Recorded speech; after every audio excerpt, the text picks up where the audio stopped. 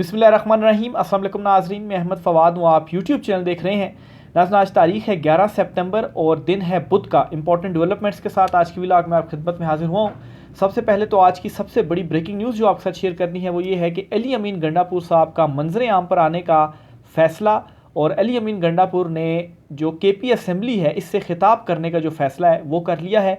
और इस खिताब में अली अमीन गंडापुर जो 9 और 10 सितंबर को हुआ, क्योंकि मुबैना तौर पर 7-8 घंटे तक वो लापता रहे थे, कोई उनका अता पता नहीं था, फ़ोन उनका बंद था, लेकिन अचानक से वो फिर वापसी भी उनकी हो गई थी। उसके बाद कोई डिटेल्स सामने नहीं आई कि आखिर वो इतने टाइम तक कहाँ पर गायब रहे और किसके साथ मीटिंग हुई, क्या मुलाकात हुई और क्या जो डिस्कशन है वो हुई। बहरहाल एक बात अली अमीन गंडापुर साहब ने बताई, वो ये कि कोई माफ़ी नहीं मांगी जाएगी और जो उन्होंने तकरीर की थी वो उस तकरीर के ऊपर भी कायम है। यानी कि इसका मतलब ये है कि उस मुलाकात के अंदर शायद इस हवाले से भी डिस्कशन हुई और इनसे कहा गया कि आप अपनी जो तकरीर है इसको वापस लें। बहरहाल जी, पाकिस्तान तहरीक इंसाफ के वज़ीर आला KP अली अमीन गंडापुर साहब ने इस तमाम तर सूरत हाल के बाद पहली मरतबा मंजर आम पर आने का फ़ैसला किया है, क्योंकि बड़ा क्रिटिसिज्म भी हो रहा था कि अली अमीन गंडापुर जो कि बहुत बातें कर रहे थे और तकरीरें कर रहे थे जलसे में कि इमरान खान को रिहा किया जाए, अल्टीमेटम दे रहे थे।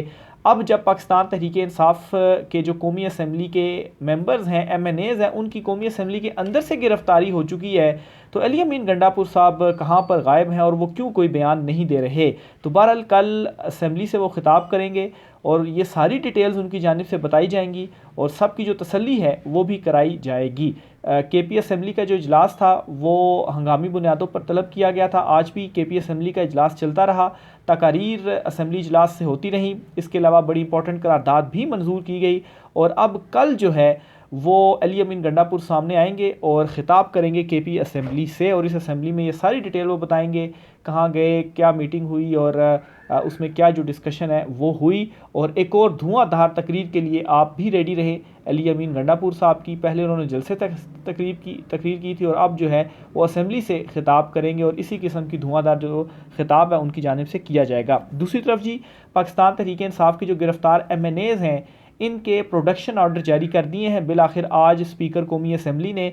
वैसे तो कल स्पीकर की जानिब से कहा गया था कि जो आज सेशन कौमी असम्बली का है इसके लिए जारी किए जाएंगे, लेकिन आज जारी नहीं किए गए आज के सेशन के लिए, और इसलिए PTI MNAs को आज कौमी असम्बली नहीं लाया गया। बहरहाल ये प्रोडक्शन ऑर्डर कल के लिए जारी हो चुके हैं और कल पाकिस्तान तहरीक इंसाफ के MNAs को कौमी असम्बली का जो सेशन है, पार्लियामेंट का जो सेशन है, इजलास जो इस वक्त चल रहा है, इस इजलास में लाया जाएगा।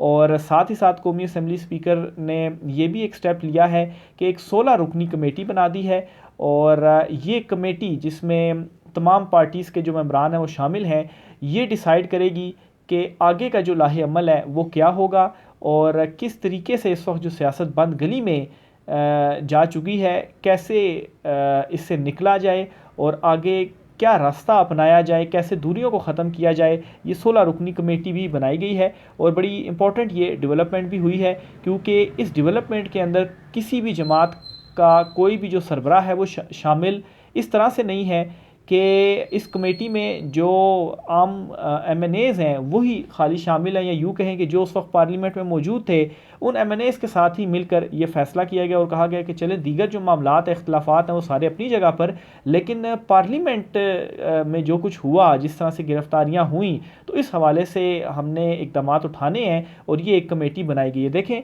ये कमेटी जो है वो क्या करती है। बहरहाल जो गिरफ्तारियाँ हुई हैं इस पर अभी तक स्पीकर कौमी असम्बली के ऊपर सवालिया निशान है। हालांकि जो सिक्योरिटी स्टाफ था या जो हेड कर रहे थे पार्लियामेंट सिक्योरिटी को, उनको मुअत्तल कर दिया गया है और लाइट्स चूँकि ऑफ़ कर दी गई थी उस दिन, और जो इलेक्ट्रीशियन वगैरह हैं उनको भी मुअत्तल कर दिया है। तो ये जी स्पीकर कौमी असम्बली साहब ने जो स्टेप्स हैं वो उठाए हैं कि जी जो कुछ भी हुआ है इनकी मिली भगत से हुआ है, अगर ये साथ ना मिलते तो फिर ये इक़दाम ना होते। अब आप देखें कि इन लोगों को मुअत्तल करने से आप ख़ुद को कवर फराहम नहीं कर सकते, ना ही इन लोगों को मुअत्तल करने से जो पार्लिमान का तकद्दुस है वो बहाल हो सकता है। ये तो आम वर्कर्स हैं। अब कौमी असम्बली के अंदर पूरा आप कहें कि सर्च ऑपरेशन हुआ है और स्पीकर कौमी असम्बली का अगर फ़ोन बंद आ रहा है तो फिर उनके ऊपर जो सवालात हैं वो तो उठते हैं कि कैसे उनकी मर्ज़ी के बगैर ये सब कुछ हो चुका है। और जब ये नाका भी लगा था और पाकिस्तान तहरीक इंसाफ के लोगों को गिरफ़्तार किया जाया था, तो उससे पहले स्पीकर कौमी असम्बली आए भी थे असम्बली में। और इनकी बला प्लानिंग क्या थी, एक और भी बड़ा इंकशाफ हुआ। इनकी प्लानिंग असल में ये थी, क्योंकि उस दिन अशाइया भी दिया गया था शहबाज शरीफ की तरफ से भी, और सारे उस अशाइये में शरीक भी थे, कि इन्होंने टेबल करनी थी वो जो जजिस की तादाद बढ़ाने का बिल था और उम्र की हद बढ़ाने का बिल था, वो इन्होंने उस दिन असम्बली में पेश भी करना था। इस हवाले से ख़बरें भी चली, एजेंडे के ऊपर भी शामिल था, लेकिन ये पेश नहीं किया जा सका। इसकी जो रीज़न थी वो ये थी कि उस दिन जो नंबर गेम थी हुकूमत के पास वो पूरी नहीं थी। और ये जो गिरफ़्तारियाँ हुई, इन गिरफ़्तारियों का मकसद भी यही था कि चले एक तरफ इन सारी अपोजिशन को हम गिरफ़्तार करके साइड पे हो जाएंगे, दूसरी तरफ हमारा नंबर गेम पूरा होगा तो हम ये जो जुडिशल पैकेज है ये ले आएंगे और ये जो तरामीम है वो कर लेंगे। लेकिन मौलाना फजल रहमान साहब की जानिब से इनकार किया गया और उन्होंने हुकूमत के साथ इत्तेहाद करने से इनकार किया, जिसकी वजह से इनका ये जो सारा प्लान था वो धरे का धरा रहा। इस पर मौलाना फजल रहमान ने आज बाकायदा तौर पर जो स्टेटमेंट है वो भी दे दी, और मौलाना फजल रहमान ने कहा है कि तरमीम की हिमायत हम नहीं करेंगे, और जो हुकूमती दावे हैं कि हमारे नंबर गेम पूरे हैं और मौलाना फजल रहमान साहब हमारे साथ हैं, मैं उसकी तरदीद भी करता हूँ। मौलाना फजल रहमान ने आइनी तरमीम की हिमायत के हुकूमती दावे को मुस्तरद करते हुए कहा कि आइनो जमहूरियत से मतसादम कानून की JUI समेत कोई अपोजिशन हमायत नहीं करेगी। अच्छा, इसके अलावा मौलाना फजल रहमान तर्जुमान के मुताबिक मौलाना फजल रहमान ने यह भी कहा कि JUI अपोजिशन का हिस्सा है और रहेगी। आइन जमहूरियत से मतसादम कानून साजी में हुकूमत किसी अपोजिशन की जमात की हिमायत अपोजिशन जमात की हिमायत नहीं ले सकते। उन्होंने कहा कि हुकूमती वजूद और इसके इक़दाम अवाम के मफादात से तसादम है। अवाम का दिया इक़्तिदार चाहिए आइंदा किसी को मैंडेट चोरी नहीं करने देंगे। तो ये जी मौलाना फजल रहमान साहब का जो मौक़िफ़ है वो सामने आया, और इसी वजह से इनका जो सारे का सारा प्लान था वो चौपट हुआ। और अब जो है वो ख़ुद को कवर अप फ्राहम करने के लिए जो लोअर स्टाफ है उनको मुअत्तल करके तो बड़े चैम्पियन बन रहे हैं जी, कि हमने जो है वो देखें ये पार्लिमान के इस स्टाफ को मुअत्तल कर दिया है। और स्पीकर साहब अब क्या कर रहे हैं जी, कि जो वज़ारत दाखिला है उसको ख़त भी लिख रहे हैं और अपने तहफ़्ज़ात का भी इज़हार कर रहे हैं जी, कि ये क्या जो गिरफ़्तारियाँ हैं वो की गई हैं, और इस हवाले से तहकीकात करके 7 रोज़ में जो रिपोर्ट है वो भी पेश की जाए। यानी कि जिन लोगों ने मुबैना तौर पर वहाँ पर वो आए और गिरफ़्तारियाँ की, वो अपने हवाले से ही रिपोर्ट देंगे कि जी हमने ये गिरफ़्तारियाँ की हैं और ये काम गलत हुआ है, ऐसा थोड़ी ना होगा। तो बहरहाल जी ये स्पीकर कौमी असम्बली हैं जिन्होंने ख़ुद को कवर फ्राहम करने के लिए ये जो इक़दाम है वो उठाया है। बहरहाल प्रोडक्शन आर्डर जो जारी हुए हैं, कल ये PTI के MNAs असम्बली में आएंगे, वहाँ पर कल धुआंधार इन MNAs की भी तकारीर होंगी कौमी असम्बली में, और दूसरी तरफ जो अली अमीन गंडापुर साहब हैं उनकी भी तकरीर होगी KP असम्बली में। हाई कोर्ट से भी कल बड़ी ख़बर आएगी, क्योंकि पाकिस्तान तहरीक इंसाफ के इन MNAs ने जो है वो इस्लामाबाद हाई कोर्ट से रुजू कर लिया है, क्योंकि उनको जिस्मानी रिमांड पर भेज दिया गया था। इस फैसले को उन्होंने हाई कोर्ट में चैलेंज कर दिया है। तो हाई कोर्ट देखें अब 2 रुकनी बेंच कल बैठेगा, जस्टिस सिमन रिफत इम्तियाज़ और चीफ जस्टिस आमिर फ़ारूक। ये 2 रुकनी बेंच होगा। ज़मानत मिलती है, केस से डिस्चार्ज होते हैं, बरी होते हैं, क्या होता है, तो ये भी इसी सिलसिले की एक कड़ी है, जो कि या आप कहें कि इसी मामले का एक पहलू है जो कि इस्लामाबाद हाई कोर्ट में भी देखा जाना है। अब देखें हाई कोर्ट इसके ऊपर क्या कल फैसला सुनाती है। आगे चलते हुए जी एक और बड़ी ख़बर आपके साथ शेयर करूँ जी, कि पाकिस्तान तहरीक इंसाफ ने एक फ़ैसला किया है कि अपना जो पार्टी डिसिप्लिन है ये अब कायम करना है। इमरान खान साहब डिसिप्लिन के मामले के ऊपर वैसे ही काफ़ी ज़्यादा सख्त है।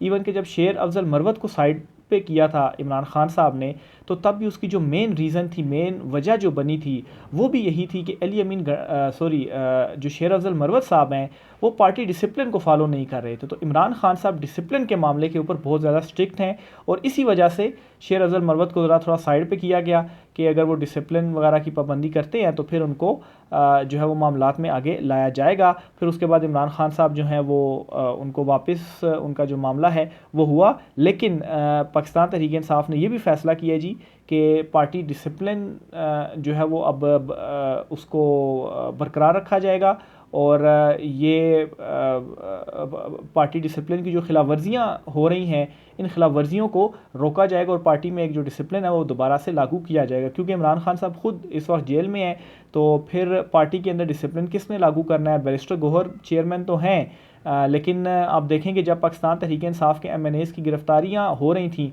तो शेर अफजल मरवत और बैरिस्टर गौहर जो थे ये दोनों तो बाहर आ गए। इन्होंने कहा जी कि ठीक है यार गिरफ़्तार करते हैं तो हम आ जाते हैं। ये बाहर आ गए और बाहर से इनकी गिरफ्तारियाँ हो गई। लेकिन बहुत सारे जो MNAs थे वो असम्बली के अंदर ही रहे, इवन के पीटीआई के अंदर से उनको अपने ही एमएनएज ये कह रहे थे कि यहाँ पर अंदर ना बैठें, क्योंकि अगर वो अंदर आए और अंदर से गिरफ़्तार किया गया कि हम छुप के बैठें और हमें ज़बरदस्ती गिरफ़्तार किया जा रहा है, तो ये ज़रा थोड़ा सा इंसल्ट होगी कि देखें जी पीटीआई वाले कितने डरपोक हैं, तो बाहर आएँ और मर्दों की तरह गिरफ़्तारियाँ दें, क्योंकि भोंडे केसेस हैं तो गिरफ़्तारी हमें ज़्यादा देर तक रख नहीं सकेंगे, रिहाई मिल जाएगी, प्रोडक्शन आर्डर भी जारी हो सकते हैं। लेकिन कुछ पीटीआई के जो एमएनएस थे वो फिर अंदर ही रहे। तो इसको आप पार्टी डिसिप्लिन के तनाज़ुर में भी ले सकते हैं कि एक तरफ बैरिस्टर गौहर चेयरमैन जो हैं वो बाहर आ रहे हैं, बहादुरी से अपनी गिरफ़्तारी दे रहे हैं, लेकिन दीगर जो हैं वो कुछ अंदर हैं वो गिरफ़्तारी नहीं दे रहे। फिर एट द एंड जो है वो जब अंदर सर्च ऑपरेशन किया गया और गिरफ़्तारियाँ जो थीं वो की गई। तो बहरहाल जी ये कुछ डिसिप्लिन के हवाले से पीटीआई ने फैसला किया, देखें इसके ऊपर अब वो किस तरीके से इम्प्लीमेंट करते हैं। आखिर में जी चीफ़ जस्टिस काजी फ़ैज़ ईसा साहब के हवाले से आपको बताता चलूँ जी कि काजी साहब ने अपनी ख्वाहिश का इजहार तो कर दिया है, जो कल एलामिया जारी हुआ था सुप्रीम कोर्ट ऑफ पाकिस्तान से, और उसमें जी उन्होंने कहा जी कि गलत इसको एंगल दिया गया और गलत अंदाज में नशर जो है वो ख़बर को किया गया जी कि मैं एक्सटेंशन नहीं लेना चाहता, और काजी साहब ने ये क्लियर कर दिया जी कि नहीं जी मैं तो राज़ी हूँ और मुझे जो एक्सटेंशन है वो चाहिए।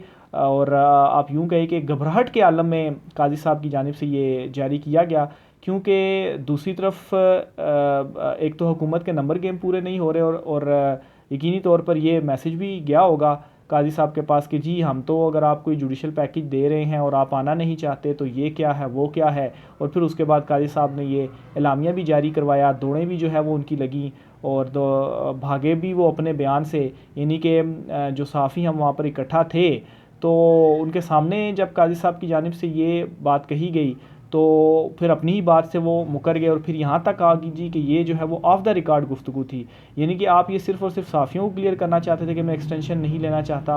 और फिर मज़े की बात यह है कि आप अगर एक्सटेंशन नहीं लेना चाहते तो एक्सटेंशन ना लेने की जब ख़बरें चली तो इसको आप क्यों क्लैरिफाई करवा रहे हैं। आपको तो ये क्लियर करना चाहिए था कि जो है वो मैं एक्सटेंशन मतलब मुझे एक्सटेंशन नहीं चाहिए, तो इस चीज़ को आप क्लैरिफाई करने की ज़रूरत नहीं थी। इसको तो आपको करना चाहिए था कि ठीक है ये ठीक ख़बरें चली हैं। अगर तो ये होता कि ख़बरें चलती जी कि मुझे एक्सटेंशन चाहिए, तो इस मामले के ऊपर आप एलामिया जारी करवाते जी कि नहीं ये ख़बरें गलत चल रही है, मुझे एक्सटेंशन नहीं चाहिए। लेकिन काजी साहब को चूँकि चाहिए, राज़ी हैं, ख्वाहिश है, तो इस वजह से ये जो एलामिया था वो भी जारी हुआ। इवन कि आप काजी साहब के ऊपर अपने ही जो हैं वो क्रिटिसिज्म भी कर रहे हैं। बहरहाल नंबर गेम पूरी नहीं है, जस्टिस मंसूर अली शाह साहब ने ही चीफ़ जस्टिस बनना है अगला, और अदलिया के अंदर भी रेजिस्टेंस है, और काजी फ़ैज़ ईसा साहब जो है वो बेशक ख्वाहिश का इजहार कर लेकिन जस्टिस मंसूर अली शाह साहब बतौर चीफ़ जस्टिस आ रहे हैं। राय का इजहार कीजिएगा। आज की व्लॉग से इतना ही, इजाज़त दीजिए, अल्लाह हाफ़िज़।